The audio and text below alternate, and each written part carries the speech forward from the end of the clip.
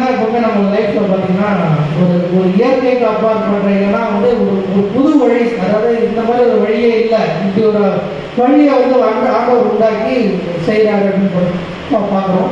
Israel ஜனங்க வந்து இதை விட்டு வனாந்திரத்துக்கு வர்றதுக்கு முன்னாடி எகிப்து தாண்டி வராங்க. எகிப்து தாண்டி வந்தோன்னா நேராக கொண்டு வந்து சவுகலுக்கு முன்னாடி வைக்கிறாங்க, ரெக்ஸிக்கு முன்னாடி வைக்கிறாங்க. முன்னாடி வச்ச உடனே அந்த பின்னாடி பார்த்தோன்னா பார்வோனோட சேனை வந்துச்சு. பார்வோனோட சேனை வந்தோடனே கேட்குறாங்க, ஆண்டவரே நான் இனிமேல் எங்கே போகிறதுன்னு சொல்லி ஆண்டவர் வந்து கேட்குறாங்க. மோசே கேட்குறாப்புல உடனே ஆண்டவர் சொன்னார், கோடை நேரம் நீட்டு உனக்கு வந்து வழி உண்டாகும் அப்படின்றாரு. அவன் எதிர்பார்த்துக்க மாட்டான். ஒரு ஸ்லேவரியில் 400 வருஷமா அடிப்பட்டவன், 400 வருஷமா அந்த ஸ்டேட்லேயே இருந்தவன் திடீர்னு ஒரு வழி உண்டாக்குறதுக்கு பார்த்தீங்கன்னா கடலுக்கு நடுவில் ஒரு வழியை உண்டாக்கி நேராக உள்ள போ அப்படின்றாரு. அப்போ ஆண்டவர் செய்யும் போது ஆண்டவர்களை அழைக்கும் போதும் ஒரு இயற்கைக்கு அப்பாற்பட்ட ஒரு விஷயத்துல தான் அழைக்கிறார். இப்போ பாருங்க, அந்த மனுக்குலம் வந்து ரட்சிப்படைந்ததுக்கு காரணம் வந்து இயற்கைக்கு அப்பாற்பட்ட செயல் தெரிவிக்க மறுபடியும் யாராவது ஒருத்தர் மறிச்சாங்க. அந்த மாதிரி நம்மளோட வாழ்க்கையில ஆண்டவர் இயற்கைக்கு அப்பாற்பட்ட விஷயங்கள் என்ன செய்கிறாரு, இதுக்கு என்ன செஞ்சுக்கிறாரு, நம்ம எப்படி விசுவாசிச்சு அதை பெற்றுக்கொள்கிறோம் தான் பார்க்க போறோம். இன்னைக்கு ஒரு வசனம் வாசிப்போம். 2 ராஜாக்கள் 3:17. காற்றையும் காண மாட்டீர்கள், மழையையும் காண மாட்டீர்கள், ஆனாலும் நீங்களும் உங்கள் ஆடு மாடுகளும் உங்கள் மிருக ஜீவன்களும் குடிக்கும்படிக்கு இந்த பள்ளத்தாக்கு தண்ணீரால் நிரப்பப்படும் என்று கர்த்தர் சொல்கிறார்.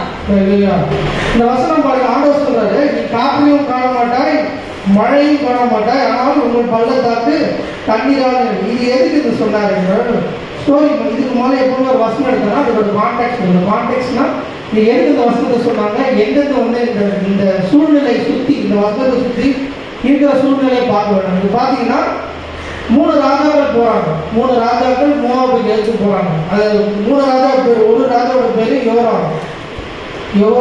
2வது ராஜா பேரு யோசோபாத். 3வது வந்து கிங் ஆஃப் ஈடாம், அதாவது ஏதோமன் ராஜான்னு போட்டிருக்கு. இப்போ யோசோபாத் ராஜா வந்து இஸ்ரேலோட ராஜா. யோராம் ராஜான்றது இஸ்ரேலோட ராஜா. யோசோபாத்ன்றது ஜூடாயோட ராஜா. சரி, இவங்க 3 பேர் என்ன பண்றாங்க, மோவாபுக்கு தான் போறாங்க, சண்டை போடுறதுக்கு போறாங்க. இப்போ என்ன பிரச்சனைனா, ஆண்டவர் சொல்லி போனாங்கன்றது இல்லை, அது எழுதுல ஆண்டவர் சொன்னாரு படையெடுத்து போக சொன்னார்லாம் கிடையாது. மோவாபு ராஜா வந்து என்ன பண்ணிட்டா, இவனுக்கு எழுத்தாப்ப யாரு யோராமுக்கு எழுத்தாப்புல தப்பு பண்ணிட்டான்னா அவன் கொடுத்தவங்க காப்பாற்றல. புரியுதா? முதல் சொல்றாரு, யோராமு, யோசோபாத்து, ஏதோமன் ராஜா, 3 ராஜா. ஆனால் யோராம் ராஜா தான் வந்து படையெடுத்து போறான். யாருக்கு எதிராக? மோவாபுக்கு எதிராக படையெடுத்து போறான். படையெடுத்து போனோம் சும்மா என்ன பண்ணிட்டான், யோசோபாத்தை கூப்பிட்டு, இந்த ராஜாவை கூப்பிட்டு, யூதேயோட ராஜாவை கூப்பிட்டு, தப்பா ஏன் நான் வந்து இந்த மாதிரி படையெடுத்து போறேன், என் கூட வாடி அப்படின்னு சொல்லி கூப்பிட்டு போறான். உடனே யோசோபாத் சொல்றான், ஆமாப்பா என் மாடு உன் மாடு எல்லாம் ஒண்ணுதான், நான் என் ரத்தம் உன் ரத்தம் அப்படின்னு சொல்லி சரி படையெடுத்து போறான். அவன் சும்மா அவனாலே பார்த்துருப்பான். யாரு? யோசோபாத். கூப்பிட்டு உள்ள போறான், படையெடுத்து போறான். 7 நாள் போயிடுறாங்க, மார்ச் கொண்டு போறாங்க. இது வனாந்திரத்தோடைய 7 நாள் நடந்து போறாங்க. இன்னும் தண்ணி குடிக்க இல்லை. அப்ப நம்ம என்ன பண்றான், அவன் உடனே யோராம் சொல்றான், ஐயோ அந்த தண்ணி கிடையாதுங்க, இது நம்ம எங்கெல்லாம் சாவ போறோம் அப்படின்னு சொல்லிட்டு யோராம் சொல்றான். இப்போ என்ன பிரச்சனை, கூட்டு போனது யாரு? யோராம் தான் கூட்டு போறோம். கூட்டு போன சொல்றான், என் தண்ணி கிடைக்கல, நம்ம சாவ போறோன்றான். அவன் யோசோபாத்துக்கு எப்படி இருக்கும், நீ தான் கூட்டு வந்த, நான் சும்மா தான் இருந்தேன், நான் பாட்டு என் வீட்டில் சும்மா இருந்திருப்பேன், என் வேலையை பார்த்துட்டு இருப்பேன், நான் ராத்திரி வேலையை பார்த்துட்டு இருப்பேன், எதுக்கு எனக்கு தாராளமாக கூட்டு வந்து இந்த பிரச்சனைனா இந்த போராட்டத்தை நான் மாட்டி விட்டுருக்கேன். இது மட்டும் இல்லாமல் 3வது ராஜா, இது ஏதோமன் ராஜா, 10வது வருஷம் பார்த்தீங்கன்னா தெரியும், ஏதோமன் ராஜா மாட்டிட்டாரு. இப்போ 3 பேரும் தண்ணி இல்லாமல் அவங்க கேட்டல் இது இல்லாமல் இதில் வந்து படையெடுத்து மோவாபுல வந்து சாவடிக்கு போகிறாங்க. இப்போ உடனே யோசபாத் சொல்றான், தண்ணி இல்லைன்னு. இந்த யோசபாத் ராஜான்ற சொல்றான், அம்மா இந்த நாட்டில் வந்து ஒரு தீர்க்கதரிசி இருக்காங்க, இந்த தீர்க்கதரிசி போய் பார்க்கலாம் அப்படின்னு சொல்லிட்டு எலிசாட்ட போய் கேட்கறாங்க. இந்த மாதிரி என்ன பண்ணாங்கன்னா அவன் சொல்றான், அப்போதான் அந்த வசனம் சொல்லுது, நீ காற்றையும் காண மாட்டாய், கடலையும் மழையும் காண மாட்டாய்,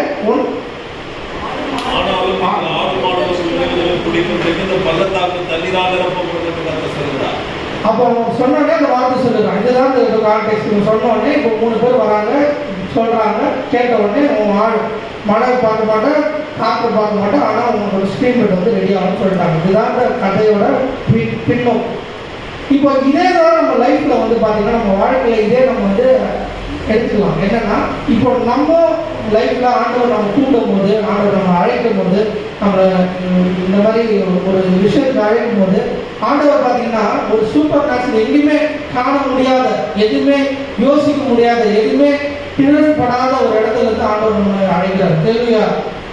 இப்போ அந்த காற்றையும் காண மாட்டேன், கடலையும் காண மாட்டேன்ன்றது ஏன் இம்ப்ரெஸ் பண்ணி சொல்றாங்க, ஏன் வந்து ரொம்ப ஸ்ட்ரெஸ் பண்ணி சொல்றேன்னா, எப்பவுமே நம்ம பார்த்தீங்கன்னா இது நடந்தாதான் இது நடக்கும்.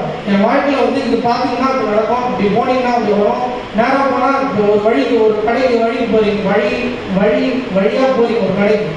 இந்த கடைக்கு போகும்போது தான் சொல்லிங்க, நேரம் போய் லெஃப்ட் எடு, ரைட் எடு, ஸ்ட்ரைட்டா போனோம்னா மலையில ஒரு கடை இருக்குன்னு. ஆனா ஆண்டவர் ஆசீர்வதிக்கும் போது பாருங்க, நேரம் போய் லெஃப்ட் ரைட்லாம் கிடையாது, நேரம் கடவுளுக்குள்ள விட்டுறாரு.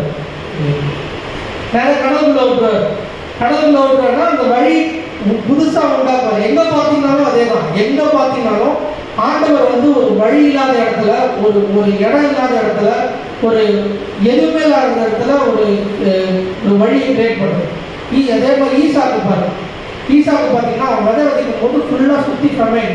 அவன் விதைக்கும் போது பார்த்தீங்கன்னா எங்கே பார்த்தாலும் வரைச்சி ஒரு இடத்துலையும் விதைச்சா வந்து எங்கேயுமே வந்து எல்லாரும் சாப்பாடுக்கு வழி இல்லாமல் செஞ்சுக்கிறாங்க. ஆனால் அவன் ஈசாக்கு விதைக்கிறான், என்ன வருது, 30, 60, 100 அறுவடை வருது. அதே மாதிரி அவன் கிணறு வெட்டுற இடம் பார்த்தீங்கன்னா எங்கே பார்த்தாலும் தண்ணி வருது. இவன் யோசிக்கிறான், ஊருக்கு அப்படியே யோசிக்கிறான், என்ன நானும் கிணறு வெட்டுறேன், நான் வச்சுட்ட கிணறுலேயே தண்ணி வரல, இவன் வெட்டுற கிணறு எல்லாமே தனித்தனியா வருது, எங்க எடுத்தாலும் தண்ணி வருது, எது போட்டாலும் விளையுதுன்னு அப்படின்னு கேட்கும்போது இந்த கேள்விக்குறை நம்மளுக்கும் அதே மாதிரி நம்மளை பார்த்தும் நிறைய பேர் அந்த மாதிரி தான் கேட்பாங்க. என்ன கேட்பாங்க, எங்க பார்த்தாலும் நீ என்னப்பா இவ்வளவு பிரச்சனை நடக்குது, ஆனா நீ எப்படி சந்தோஷமா இருக்க, இவ்வளவு போராட்டம் நடக்குது, நீ எப்படி சந்தோஷமா இருக்க, இவ்வளோ ப்ராப்ளம்லையும் இவ்வளோ கஷ்டத்துலையும் எப்படி நீ இன்னும் ஆராய்ச்சிட்டு இருக்க. ஏன்னா நமக்கு வந்து ஆண்டவர் கொடுத்துருக்குது, நீ காற்றையும் காண மாட்டாய், மழையும் காண மாட்டாய், ஆனால் உன் வாய்க்கால்கள் நிரப்பப்படும். மழையா? அப்போ நம்ம வாழ்க்கை இதே மாதிரி தான். எந்த பிரச்சனை இருக்கும் போதும், என்ன போராட்டம் இருக்கும் போதும் நம்மளோட வாய்க்கால்கள் நிரப்பப்படுது. எதுனால? நம்ம செய்யற பிரச்சனை, நம்ம செய்யற உழைப்புனால இல்லை, இது ஆண்டவர் கொடுத்த உழைப்பு. மழையா? அப்போ நம்ம எப்பவுமே என்ன யோசிக்கணும்னா ஆண்டவர் தான் முதலிடம். இப்போ நம்ம வந்து ஒரு முட்டு சந்தில் நிற்கிறோம், ஒரு முட்டு சந்தில் அதாவது நான் இதுக்கப்புறம் நான் எங்கே போறேன்னு தெரியல, இதுக்கப்புறம் நான் என்ன பண்ண போறேன்னு தெரியல, நான் என்ன செய்ய போறேன்னு தெரியலன்னும் போது இப்போ டைரக்டா என்ன பண்றோம், நம்மளோட உழைப்பு எல்லாமே கஷ்டப்பட்டு போட்ட அப்புறம் ஆண்டவர்கிட்ட நம்ம போறோம். இதே மாதிரி தான் இந்த 3 ராஜாக்கள் போறாங்க. தண்ணி இல்லை, 7 நாளா தண்ணி இல்லைன்னு தெரியுது. ஃபர்ஸ்ட் நாளும் தண்ணி இல்லை, 2வது நாளும் தண்ணி இல்லை, 3வது நாளும் தண்ணி இல்லை, 7 நாள் அதே மாதிரி தண்ணி இல்லாம போறான். அப்போ அவன் முன்னாடியே தெரிஞ்சுக்கணும் தண்ணி இல்லைன்னு. ஆனா 7வது நாள் என்னால முடியல, நான் எல்லாம் செத்துருவேன், தண்ணி நான் இல்லைன்னா நாளைக்கு வந்து ஆடு மாடுகள் எல்லாமே இறந்துரும்னு யோசிக்கிற நேரத்துல தான் அவன் நேரம் போயிட்டு எலியா கிட்ட கேட்கறான். அது வரைக்கும் அவனுக்கு தெரியும், எலிசா கிட்ட கேட்கறான், அது வரைக்கும் அவனுக்கு தெரியல. அப்ப நம்மளும் அந்த மாதிரி என்ன பண்றோம்னா இருக்கிற பிரச்சனையை பார்த்தோன்னா சமாளிச்சுக்கலாம், சரி போவோம், இதுக்கு போவோம், இதுதானே இவ்வளவு பிரச்சனை தானே, இதுக்கப்புறம் நெக்ஸ்ட் என்ன பண்றது பார்ப்போம், இன்னும் போவோம்னு 7 நாள் தள்ளிடுவோம். 8வது நாள் இல்லை என்னால முடியலன்னும் போது தான் ஆண்டவர்கிட்ட போறோம். அப்ப என்ன பண்ணோம், முதல் நாளே ஆண்டவர்கிட்ட போயிடும், ஆண்டவரே எனக்கு தெரியாது, ஏன்னா இது நீங்க நடத்துனது, நீங்க என்னை கொண்டு வந்தது, நீங்க என்னை இந்த இடத்துல இருந்து கூட்டு போனது, நீங்க தான் என்னை வழி நடத்தணும் அப்படின்னு சொல்லி கேட்கும் போது அப்போ அந்த தண்ணி பிரச்சனையை ஆண்டவர் முன்னாடியே தீர்த்து இருப்பார். ஆனா என்ன பண்றான், 7 நாள் என்னால முடியும், நான் செய்வேன், நான் ராஜா, நான் இவ்வளவு பெரிய இடத்துல இருக்கிறேன், நான் இவ்வளவு பெரிய வேலையில இருக்கிறேன், இவ்வளவு பெரிய இதுல இருக்கிறேன், அசிஸ்ட்ல இருக்கிறேன், என்னால முடியாது என்ன இருக்குன்னு சொல்லி நம்மளே யோசிச்சு ஆண்டவர் கேட்க விட்டுருவோம். ஆனா ஆண்டவர் பாருங்க அந்த டைம்ல வந்து விடுறது கிடையாது. அதான் சொன்னாரு, இப்ப கூட வந்து ஒரே டைம்ல மழையை கொண்டு வந்து ஒரே டைம் முடிச்சிருக்கணும். ஆனா அவரு என்ன சொன்னாரு, நான் உன்னை ஆசீர்வதிச்சேன்னா, நான் உன்னை வந்து பெருமை பண்ணேன்னா, எப்படி நீ பெருசானு உனக்கே தெரியாது.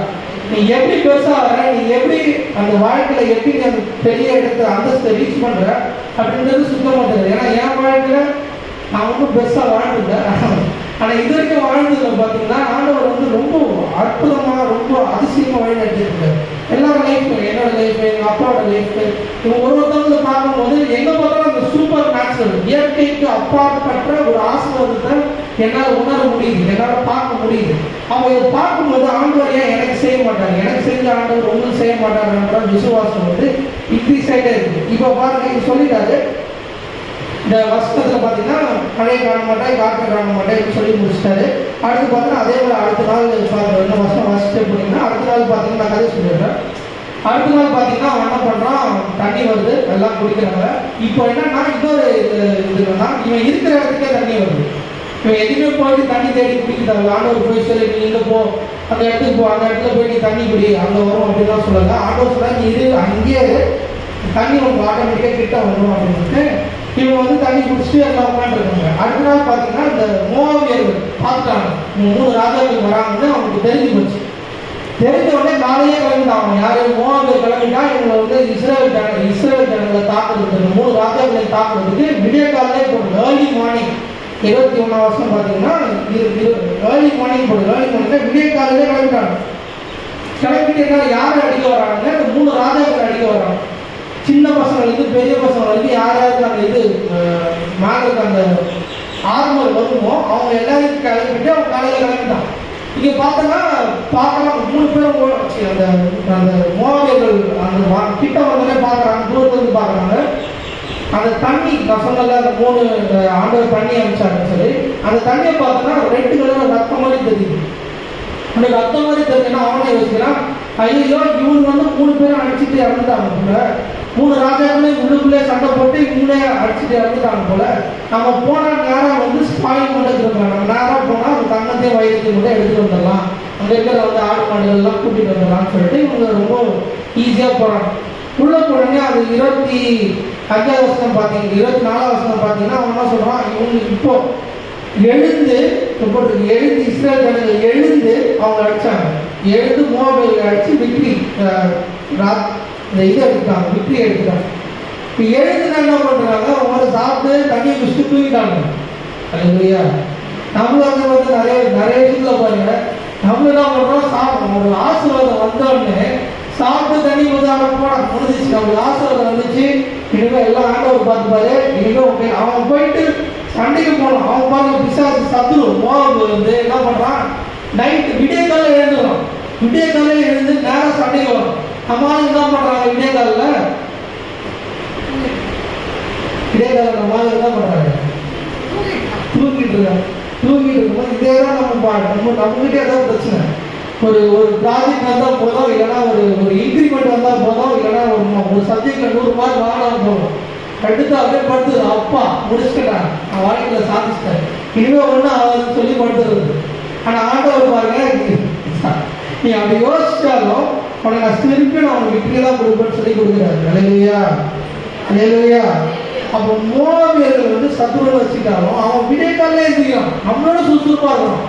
அவன் பிரச்சனை நம்மளை வந்து அடித்து ஒன்றும் இல்லாமல் ஆக்குறதுல அவன் அவ்வளோ சந்தோஷமா இருக்கான். அவன் காலையிலே எழுந்துறான், முதல் சூரிய அஸ்தமானதுக்கு முன்னாடி எழுந்து நேரம் அவனை சண்டை போடுறதுக்கு போகிறான். சண்டை போட்டு நான் வந்து ஜெயிக்க போகிறேன், நான் அவங்களை வந்து இது பண்ண போகிறேன், நான் வந்து மாறி உங்களை வந்து ஜெயிக்க போகிறேன்றதை யோசிச்சே இருக்கிறான்.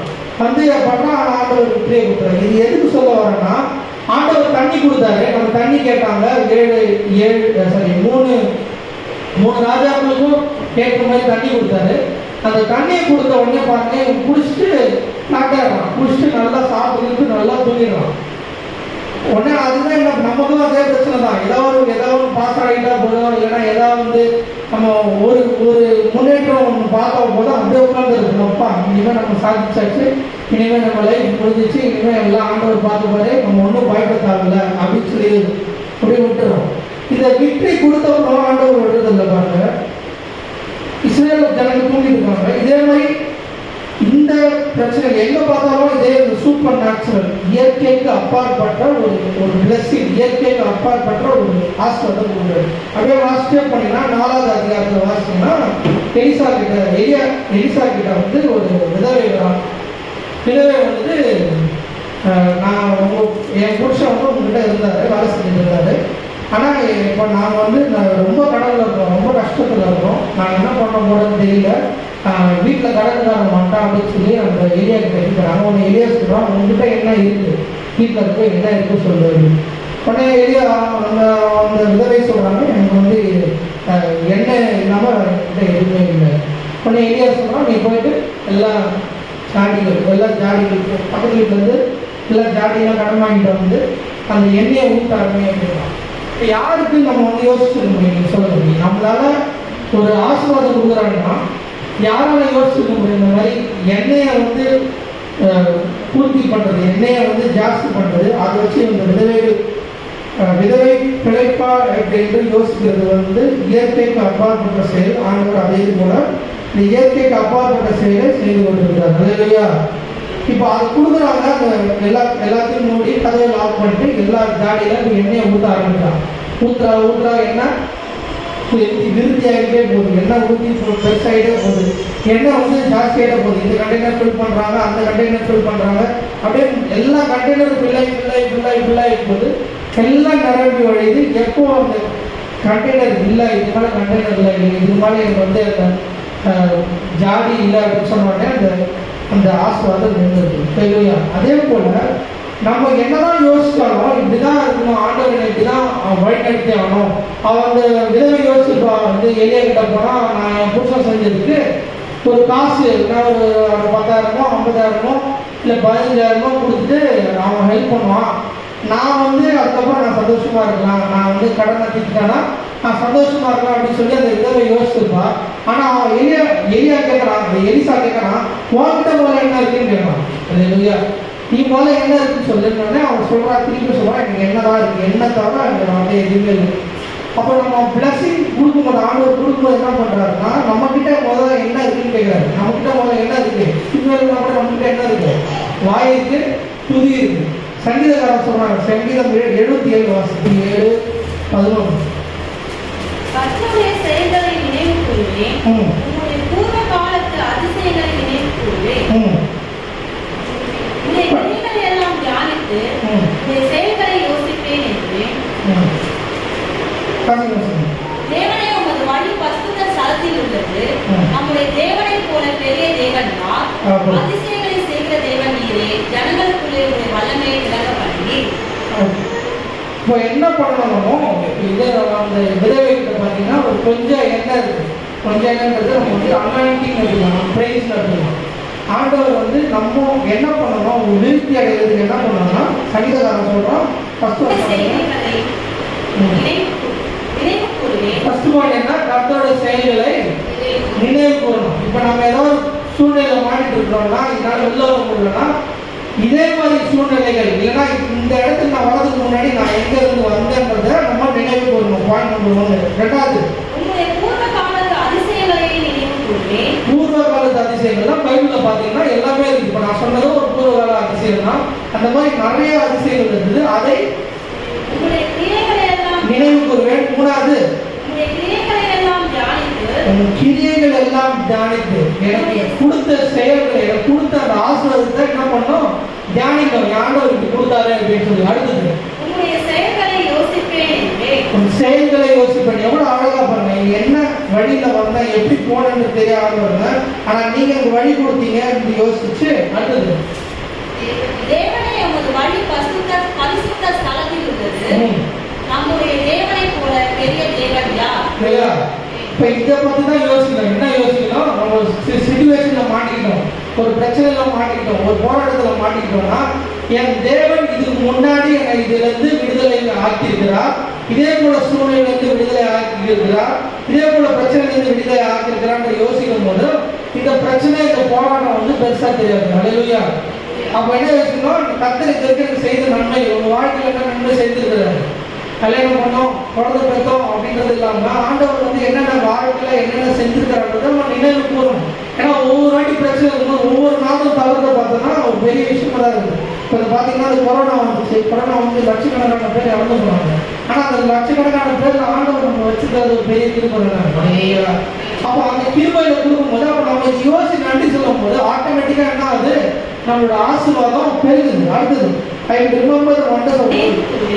கர்த்தருடைய செயல்களை நினைவு கூறுவேன். இதே மாதிரி நம்ம யோசிக்கும் போது, இதே மாதிரி நம்ம ஆண்டவரே நீங்க எனக்கு பெரிய காரியங்களை செஞ்சுட்டீங்க, என்னை வந்து பாதுகாத்தீங்க, என்னை ஒரு சுச்சுவேஷன்ல இருந்து என்னை பலப்படுத்துறீங்க அப்படின்னு சொல்லி நம்ம யோசிக்கும் போதும் ஆண்டவர் என்ன பண்றாரு, நம்ம பிளஸ் பண்றாரு. உடனே நம்ம கேட்கலாம், எப்படி ஆண்டவர் பிளஸ் பண்றாரு? எப்படி ஆண்டவர் வந்து இந்த வழி நடத்துறது, எப்படிங்க வர முடியும், ஆண்டவர் எப்படி ஹெல்ப் பண்ண முடியும் அப்படின்னு பண்ணீங்கன்னா அதே வருஷம் வாசிச்சு பண்ணீங்கன்னா 77:19 வருஷம் அவர் சொல்றாரு. அவர் எப்படி நான் ஹெல்ப் பண்றாரா, உமது வழி கடலிலும் உமது பாதைகள் திரண்ட தண்ணீர்களிலும் இருந்தது, உமது காலடிகள் தெரியப்படாமல் போயிற்று. மோசே ஆரோன் என்பவர்களின் கையால் உமது ஜனங்களை ஒரு ஆட்டு மந்தையை போல வழி நடத்தினீர். உங்கள் பாதைகள் கடலிலும், கடல்ல நடந்தவங்க தெரியுமா, கால்படம் தெரியுமா, கால்படம் தெரியாது. அப்போ அவரோட வழி நம்ம அவரை கேட்கவே முடியாது. அவர் ஹெல்ப் பண்ணணும்னா கடல் வழியாக நடந்தது கூட ஹெல்ப் பண்ணாரு பாருங்க. இப்போ லாஸ்ட் டைம் பேசும்போது இந்த ஆண்டவர் வந்து கடல் மேல நடந்து வர்றதை பற்றி பேசியிருந்தோம். ஆண்டவர் கடல் மேல நடந்து வரேன்னா அவன் சீசர்கள் பார்த்தீங்கன்னா இந்த அலை அடிக்குது, இந்த ஸ்டாம் அடிக்குது, புயல் அடிக்குது, போட்டில் தத்தளிச்சுட்டு இருக்காங்க. போட்டில் தத்தளிச்சுட்டு இருக்கும்போது ஆண்டவர் அந்த மலையிலேருந்து பார்க்குறாரு. மலையிலேருந்து பார்த்த உடனே சீச்சர்கள் வந்து ஒரு 5 கிலோமீட்டர் போயிருப்பாங்க. 5 கிலோமீட்டர் போன தூரத்தில் அவனுக்கு ஆண்டவர் வந்து பார்க்குறாரு. மலை மரத்துலேருந்து பார்த்துட்டு என்ன பண்ணுறாரு, ஜென்ரலாக நம்ம என்ன பண்ணியிருக்கோம், நம்ம மனுஷனால என்ன யோசிச்சிருக்கோம், சரி அவன் தத்தளிக்கிறான்ப்பா, நம்ம வந்து இன்னொரு போட் எடுப்போம், அவன் கஷ்டப்பட்டுருக்கான், அவன் அந்த போட் எடுத்து போகணுன்னு யோசிப்போம். ஆனால் ஆண்டவர் பாருங்க நேரம் என்ன பண்ணுறாரு, கடலில் நடந்து வர்றாரு. நேரம் டக்குன்னு இறங்கி சட்டு புட்டுன்னு இறங்கி அவர் பாட்டு என்னமோ கடல் நடக்கிற மாதிரி இறங்கி நடந்து கொண்டிருக்காரு கடல் சீசர்களை பார்க்கறது. அதே மாதிரி தான் அவர் நம்ம ஹெல்ப் பண்ணு நினைச்சா எப்படி ஒன்றும் வருவார். இப்படிதான் வரணும், அப்படிதான் வரணும், இந்த நேரம் போய் நட்டுக்குனாதான் இந்த கிராமம் வருன்றது ரைட்டு. ஆனால் ஆண்டவரோட வழி வந்து கடல்ல இருக்கும். அவர் கால் தடம் தெரியாது.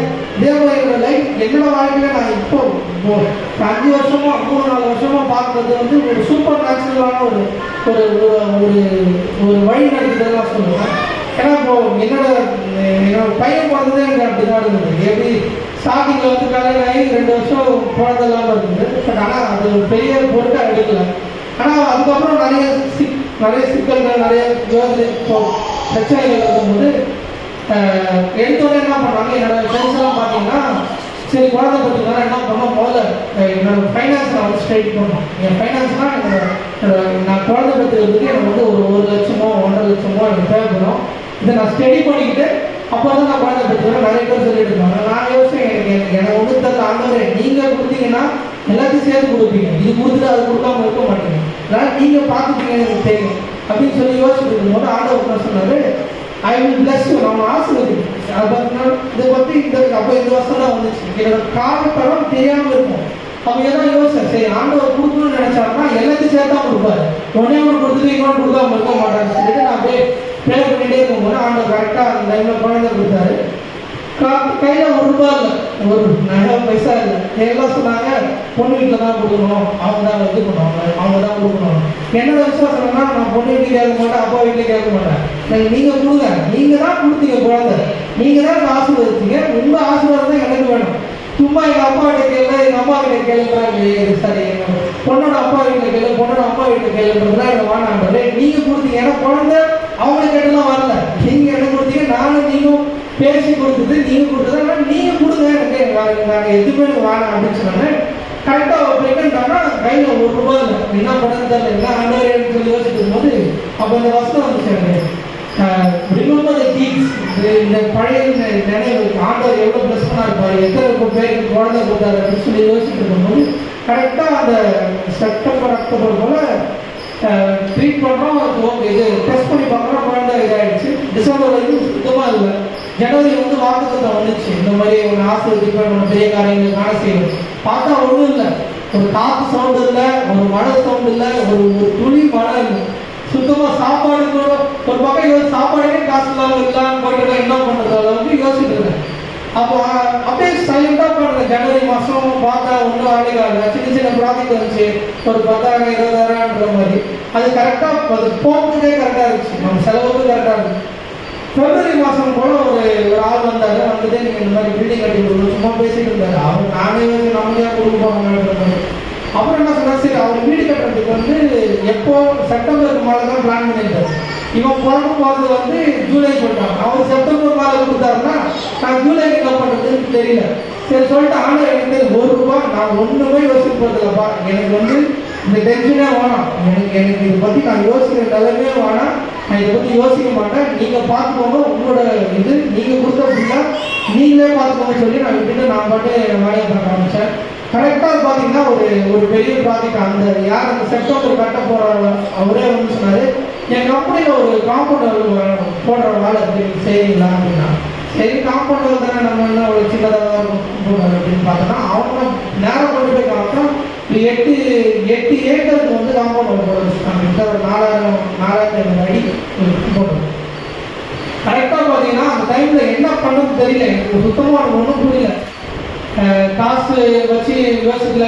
சரி ரெண்டாவது நான் சின்ன பையனை பார்த்து எப்படி கொடுக்க போகிறாங்க, நான் எனக்கு எக்ஸ்பீரியன்ஸ் இல்லைன்னு சொல்லிட்டு கொடுக்காம விட்றாங்க. ஏன்னா அது பெரிய கம்பெனி, அது கொடுக்காம போட்டுருவாங்க அப்படின்னு சொல்லிட்டு நான் விட்டுறேன். ஆனால் நம்ம தமிழ் ஜெபம் பண்ணுறாங்க, நீங்கள் சப்ளை பண்ணுங்க, நீங்கள் பார்த்து கொடுங்க, நீங்கள் வந்து வழி நடத்துங்க அப்படின்னு சொல்லி யோசிக்கும் போது அவங்க சொன்னாங்க சரி ஓகே நீங்கள் வாங்க பார்த்து கொடுங்கன்னு சொல்லி நான் ஜெபம் பண்ணி விட்டுட்டேன். அப்புறம் அப்பா கூப்பிட்டு போனால் அப்பா கூப்பிட்டு போயிட்டு அப்பா காமிச்சிட்டு இந்த மாதிரிலாம் பண்ணிட்டு எப்படா நீ பண்ணிக்கிறேன் அவங்க எப்போடாங்க சும்மா ஜோக் கிளாஸ் சொன்னேன். அப்போ என்ன சொன்னாங்க சரி ஓகே பண்ணலாம், ஏன்னா எனக்கு வந்து கான்ஃபிடன்ஸே இல்லை, எப்படி நம்ம கொடுப்பாங்க, நம்ம பேசுறதோ நம்ம இதுக்கோ என்ன கொடுக்க போகிறாங்க அப்படின்னு யோசிச்சு விட்டுட்டேன். கரெக்டாக மே மாதம் நம்ம நாங்கள் சொல்லி எடுத்துட்டு ஒரு முதல் ப்ராஜெக்ட் மேலே கொடுத்தோம். எனக்கு வந்து தலைகால் புரியல, என்னடா அது எப்படி பண்ண போகிறது தெரியல, என்ன பண்ண போகிறது தெரியல. ஆனால் ஆண்டவர் நேர்த்தியாக முடிச்சாரு. கரெக்டாக அவனோட குழந்தை பிறந்த அந்த ஃபீஸ் கட்டுறதுக்கு போகும்போது நான் யோசிச்சுருந்தேன், நான் எப்படி 2 ரூபா 3 ரூபாய் செலவு பண்ணாலும் 1 ரூபா செலவு பண்ண கையில் காசு இல்லை. ஏன்னா என் ஃப்ரெண்ட்ஸ்லாம் என்ன பண்ணுறாங்க என்கிட்ட இருக்காதுன்னு நினச்சிட்டு அவனுக்கு என்ன பண்ணுறாங்க கிரெடிட் கார்டு வந்து ரெடியாக வச்சுருந்தாங்க. சரி இவர் கேட்பாரு, கேட்குற டைமில் ரெடியாக கொடுத்துடலாம்னு சொல்லிட்டு என்னோட ஃப்ரெண்டு ரெடியாக கார்டு எடுத்து வச்சுருக்கான். சரி ஃபோன் பண்ணாரு, குழந்தை பிறந்தது ஃபோன் பண்ணாரு, கிரெடிட் கார்டு கொடுக்கலாம் என்ன ஒரு கஷ்டம். ஏன்னா பில்லை பார்த்தோன்னா 2.5 கிட்ட வந்துச்சு நான் போனதில்லை. அது அதனால என்ன பண்ணுறதுன்னு தெரியல. நான் அப்படியே யோசிச்சுட்டு இருந்தேன். கரெக்டாக அந்த டைமில் ஒரு பேமெண்ட் கொடுத்தாங்க. பேமெண்ட்டில் பார்த்தோன்னா என் கையில் ஒரு 3 கார்டு வச்சுருந்தேன், 3 கிரெடிட் கார்டு 3 டெபிட் கார்டு வச்சுருந்தேன், 3 பேங்க் அக்கௌண்ட் கார்டு. எனக்கு என்ன அந்த உட்காந்து நின்றுட்டு அந்த பில்லை வாங்கிட்டு அழுகுறாங்க. எங்கள் ஆண்டவர் என்ன சப்ளை கொடுத்தாரு, கொடுத்தது சாதாரணமாக கொடுக்கல, ஒரு சும்மா அந்த பில்லு கட்டுறதுக்கு மட்டும் கொடுக்கல. 3 கார்டு இருந்துச்சு. அந்த 3 கார்டில் எந்த கார்டில் கட்டணும்னு தெரியாமல் அழுது, எந்த கார்டில் கட்டணும்னு தெரியல எந்த கார்டு. ஏன்னா 3 கார்டுலேயும் காசு இருக்கு, 3 கார்டுலேயும் இருக்கு. ஏன்னா ஆண்டவர் அவ்வளோ இப்போ அப்போதான் யோசிச்சேன், நீ காற்றையும் காண மாட்டாய் மழையும் காண மாட்டாய், ஆனால் உன் வாய்க்கால்கள் நான் வாழ்க்கை நான் அனுபவிச்சனால சொல்றேன். நான் யோசிக்கவே இல்லை. நான் இந்த டைம்ல இந்த நேரத்தில் இந்த செலவுக்கு இந்த செலவு காசு இருக்கணும் அப்படின்னு நான் யோசிக்கல. என் ஃப்ரெண்ட்ஸ்லாம் கொண்டு கேட்டாங்க, ப்ரோ எப்படி காசு கட்டுவீங்க, நீங்கள் எப்படி காசு கட்டுவீங்க, உங்ககிட்ட இருக்கா போல இருக்கிறாங்க. அவன்கிட்ட அந்த வருஷம் தான் சொன்னேன், நீ காற்றையும் காண மாட்டாய் கடலையும் காண மாட்டேன், ஆனால் உன் வாய்க்கால்கள் நிரப்பப்படும். ஹல்லேலூயா. அப்போ நம்ம வாழ்க்கையில சூப்பர் நேச்சுரல், அதாவது இயற்கைக்கு அப்பாற்பட்ட நான் இப்படிதான் இருக்கணும், எனக்கு வந்து முன்னாடியே நான் ஃபைனான்ஸ் ரெடி பண்ணணும், குழந்தை போகிறதுக்கு முன்னாடி நான் எல்லாத்தையும் ரெடி பண்ணணும், இந்த வழியாக நான் ரெடி பண்ணணும், இப்படிதான் போகணும் அப்படிதான் செய்யணும்னு யோசிச்சு வச்சிருந்தேன். ஆனால் ஆண்டவர் சொன்னார், நீ அதெல்லாம் பற்றி யோசிக்காது, அதுக்கு உன் பிரச்சனையே கிடையாது. உனக்கு ஒரு குழந்தை கொடுத்தேன்னா அது கேட்டுக்க கூட பேக்கப்பும் நான் கொடுப்பேன். ஹல்லேலூயா ஹல்லேலூயா. அதே மாதிரி நம்ம லைஃப்ல நம்ம என்ன பிரச்சனையா இருந்தாலும் என்ன போராட்டமா இருந்தாலும் நம்ம ஒரு இடத்துல நிக்க வச்சுட்டாருன்னா அது ஆண்டவருக்கு தெரியாம இருக்காது. இல்லையா? ஆண்டவருக்கு தெரியாம இருக்காது. ஆனா ஆண்டவர் வந்து பிளஸ் பண்ணாரு. ஆண்டவர் பிளஸ் பண்ணி உனக்கு ஒரு அதிசயத்தை கொடுப்பாரு. அந்த அதிசயம் வந்து எப்படின்னா பழைய கிளிகளை நினைச்சு நீ ஆண்டவரை துதிக்க ஆரம்பிக்கணும். ஹல்லேலூயா. பழசு நினைச்ச ஆண்டவரை இம்மட்டுமாய் நடத்துகிறீர் ஆண்டவரே, இதுக்காக நன்றி. இனிமேல் நடத்த போறீர் ஆண்டவரே, அதுக்காக நன்றி. இனிமேல் நான் என்ன வந்து எனக்கு சாப்பாடுக்கும் என்னோட தேவைக்கும் என்னோட மற்ற தேவைக்கும் ஆண்டவரை நீங்கள் கொடுக்க போறதுக்காக நன்றி நம்ம யோசிக்கும் போது ஆண்டவர் வழி நடத்துறார். ஹல்லேலூயா ஹல்லேலூயா. அதனால என்ன நடக்குது, என்ன போனீங்க, மழை வரல, காத்து வரல, இவன் கொடுக்கல அவன் கொடுக்கலான்றதான் யோசிச்சுட்டு இருக்காருங்க. நேர கண்களை கூடி முழங்கால் படிக்கிற ஆண்டத்தை கேட்டு, ஆண்டவரே நீங்க என்னை பார்த்து கொள்ளுங்க, நீங்க என்னை செயல்படுங்க, நீங்க முன்னாடி போங்க, நான் பின்னாடி வரேன்னு சொல்லும் போது ஆண்டவர் வழியே ஏற்பாடு பண்ணுறாரு. ஹல்லேலூயா ஹல்லேலூயா. ஒரு சின்ன இன்சிடென்ட் எங்கள் அப்பா லைஃப்ல நான் சொல்றேன். அவங்க பேங்க் அக்கௌண்ட்டை வந்து ரொம்ப கஷ்டப்பட்டு இருந்தாங்க அந்த டைம்ல ஸ்டார்டிங்ல. அப்போ அந்த பேங்க் அக்கௌண்ட்ல பார்த்தீங்கன்னா 5 ரூபா பாஸ்புக்கில் வந்து 5 ரூபா தான் இருந்துச்சு. 5 ரூபா இருந்தாலே எங்கள் அப்பா வந்து ஒரு அப்செட் ஆகிட்டார். நடந்து தூரம் ஊழியம் பண்ணுறான், வீட்டில் பையன் கத்திட்டு இருக்கிறான், பையன் கத்திட்டு இருக்கிறான், அவனுக்கு சாப்பாடு காசு இல்லாமல் இருக்கிறானே அப்படின்னு யோசிச்சுட்டு இருக்கும்போது அந்த பாஸ்புக்கில் பார்த்தா 500 ரூபாய் இருந்துச்சு. சரி வேலையும் இல்லை ஒன்றுமே இல்லை, என்ன போய் பண்ணுறதுன்னு தெரியாமல் என்ன பண்ணாரு, நேராக போயிட்டு சரி இருக்கிற 500 ரூபாய் எடுக்கணும், 500 ரூபாய் எடுத்துட்டு நம்ம வந்து பெட்ரோல் போட்டு வேலையை தேடிட்டு போப்போம். ஏன்னா இப்போ இவன் நான் செய்கிற ப்ராஜெக்ட் அவனும் வேலை கொடுக்க மாட்டான், அவனும் அடுத்த மாதம் தான் தரேன்னு சொல்லிட்டான், இன்னும் 2 பேர் வந்து அப்புறமா தான் தரேன்னு சொல்லிட்டாரு. ஸோ அதனால் நான் என்ன பண்ணுறது எனக்கு தெரியல. அதனால் நம்ம வந்து என்ன இருக்கிற 500 ரூபா மேலே எடுத்துட்டு நம்ம அப்புறம் பார்த்துக்கலாம் அப்படின்னு சொல்லிட்டு கிளம்பிட்டாரு ஆஃபீஸ்க்கு. எங்கள் பேங்க்கு போயிட்டாங்க. பேங்க்கு போயிட்டோடனே அந்த பாஸ்புக் கொடுத்தோடனே சார் மேடம் இந்த 500 ரூபா இருக்குது, இந்த 500 ரூபா எடுத்து கொடுத்துருங்க, நான் எடுத்துகிட்டு போகிறேன், எனக்கு வந்து பெட்ரோல் போடுறதுலாம் தேவைப்படுறோம், 0 பண்ணிடுங்க அக்கௌண்ட் அப்படின்னு சொல்லுவேன். சரிங்க கொடுங்க பாஸ்புக்கை கொடுங்கன்னு சொல்லி பாஸ்புக்கை வாங்கி பார்த்தா பாஸ்புக்கில் வந்து 500 ரூபா பார்த்தோன்னே சரி ஓகே சார் சொல்லிட்டு போய் உள்ளே போய் அக்கௌண்ட்டில் எடுத்து எழுதி பார்க்குறாங்க. திடீர்னு வந்து அந்த மேடம் வந்து ஐயோ இதுங்க ஒரு செகண்ட் ஒரு பிரச்சனை ஆகிடுச்சுன்னு சொல்லிட்டு மேனேஜர் ஆஃபீஸ்க்கு போகிறாங்க. உடனே எங்கள் அப்பா ஒரே போய் என்னடா போச்சா 500 ரூபா போச்சா, எதுவும் தப்பு பண்ணிட்டாங்க, 500 ரூபா இருந்தால் போல அப்படின்னு சொல்லிட்டு உட்காந்து கவர்மெண்ட் இருக்கிறாங்க. அப்பா கவர்மெண்ட் ஆனால் இது 500 ரூபா போட போதாங்க எங்கள் ஆசிரியர்கள் சொல்லி யோசிக்கும் போது அந்த பேங்க் மேனேஜர் வந்தாராம். கிட்ட வரும்போது பக்கு ஒரு படி எடுத்து வைக்கும் போது பக்கு நினச்சிட்டு இருக்கு, போச்சு 500 ரூபா போச்சு, என்ன போட தெரியல. நான் பேங்க் மேனேஜர் வந்து சொன்னாரா, சார் ஒரு மிஸ்டேக் நடந்துச்சு, உங்கள் அக்கௌண்ட்டில் 500 ரூபான்னு போட்டிருக்காங்க, ஆக்சுவலாக அது 500 ரூபா இல்லை, உங்கள் அக்கௌண்ட் 5000 ரூபாய் இருக்குது, நாங்கள் தப்பு பண்ணிட்டோம் அப்படின்னாங்க இல்லையா. அப்போ அது 500 ரூபா இருக்குது 5000 ரூபா கிடைக்குதுன்னு சொல்லிட்டு காசு மொத்தத்தையும் கூட இதை திருப்பி கட்ட போகிறான்னு சொல்லிட்டு மொத்தத்தையும் கூட சொல்லி எடுத்துட்டு வந்தாங்க இல்லையா. ஆமாம் அவரை விசுவாசிக்கும் போதும் அவரை பார்த்து நேரம் போகும்போதும் நீங்கள் எனக்கு இவ்வளோ தூரம் செஞ்சுருக்கீங்க, இவ்வளோ தூரம் பண்ணிருக்கீங்க பண்ணால் அவர் இயற்கைக்கு அப்போ யார் யோசிக்க முடியும் சொல்லுங்க. பேங்க்கு தப்பு பண்ணுவாங்களா, இந்த காசு புரியுதோ வரும். ஆனால் ஆண்டவர் பாருங்க அவன்கிட்ட நம்ம புரிய வச்சுக்கிறாரு இல்லையா. அப்போ நம்ம வாழ்க்கையில் அதே போல நம்ம என்ன பிரச்சனையா இருந்தாலும் என்ன போராட்டமா இருந்தாலும் ஆண்டவரை பிளஸ் பண்ணுங்க, ஆண்டவரை நோக்கி பாருங்க, ஆண்டவர் வந்து ஹெல்ப் பண்ணாரு. கண்களை ஜெயிக்கும் கதாவே சோதரா கதாவே சோதரா நன்றி ஆண்டவரே. கதாவே கோணி பெரியவர் வல்லவர் நேசிக்கின்ற என்றும் மறந்தவர். ஓ சோதரம் அப்பா சோதரம் சோதரம் சோதரம். ஓ இயற்கைக்கு அப்பாற்பட்ட ஆண்டவர், ஓ சோதரம் ஆண்டவரே, ஓ இயற்கைக்கு அப்பாற்பட்ட தேவன், ஓ நன்றி அப்பா. கதாவே என் வாழ்க்கையில் எவ்வளவு காரியங்கள் அன்று நடக்கும் போதும் நீர் பாதுகாத்துக் கொண்டிருக்கார் நன்றி தகப்பனே. மட்டுமாய் நடத்தினருக்காக நன்றி ஆண்டவரே. கதாவை இனிமேலும் நடந்து கொண்டிருக்கார் நன்றி அப்பா. கதாவை எவ்வளவு பிரச்சனைகள் போராட்டங்கள் மத்தியிலும் கதாவை நேரத்தில் நாசியின் சுவாசத்தோட கொடுத்த கிருபைக்காக நன்றி, கொடுத்த தயவுக்காக நன்றி தகப்பனே. மட்டுமாய் நடத்தி வந்ததுக்காக நன்றி ஆண்டவரே. கதாவை என் தேவைகளை சந்தித்ததுக்காக நன்றி ஆண்டவரே. நாளைக்கு என்ன பிரச்சனைன்றது எனக்கு தெரியுமாப்பா, நாளைக்கு என்ன போராட்டம்ன்றது எனக்கு தெரியுமாப்பா. ஆனால் நான் அதை குறித்து யோசிக்க போறதில்லை, நான் அதை குறித்து பயப்பட போறதில்லை. ஏன்னா நீங்க இது வரைக்கும் எனக்கு சப்ளை பண்ணிருக்கீங்க, நீங்க இது வரைக்கும் எனக்கு வந்து கொடுத்துருக்கீங்க. ஆனால் உண்மை விசுவாசிச்சு உண்மை மட்டுமே நம்பி இருக்கும் போது கட்டாவே நீங்க என் வாய்க்கால்கள் நிரப்பப்படும், என் மழையை காண மாட்டாங்க, நீ காற்றையும் காண மாட்டேன்னு சொன்ன பிரகாரம் ஆண்டவரே என் வாய்க்கால்கள் பூர்ணமாக நிரம்புவதற்காக நன்றி தகப்பனே. அது எங்க தோணுச்சு ஏறதுதான் எனக்கு தேவையில்லை, ஆனால் கட்டாவே என் வாய்க்காலை நிரப்ப போறதுக்காக நன்றி ஆண்டவரே. என் வாய்க்கு சொல்லுங்க, என் வாய்க்காலை நிரப்ப போறதுக்காக நன்றி ஆண்டவரே. என்ன தேவையானாலும் சரி ஆண்டவரே, படிப்பு விஷயமா இருந்தாலும் சரி ஆண்டவரே. கட்டாவே காலேஜ் ஃபீஸ் இருந்தாலும் பரவாயில்ல, காலேஜ் இதாக இருந்தாலும் காலேஜ் அட்மிஷன் இருந்தாலும் பரவாயில்ல. அந்த வாய்க்கால்களை நிரப்ப ஆண்டவர் சுத்தம் பண்ணுவா, இந்த வாய்க்கால்களை நிரப்ப ஆண்டவர் பிளஸிங்க கொடுப்பாரு. இந்த வாய்க்காலை நிரப்ப ஆண்டவர் பெரிய காரியங்களை செய்வார். எல்லாருக்கும் கடந்து ஒப்படைக்கிறவர் இயேசு நாமத்தில்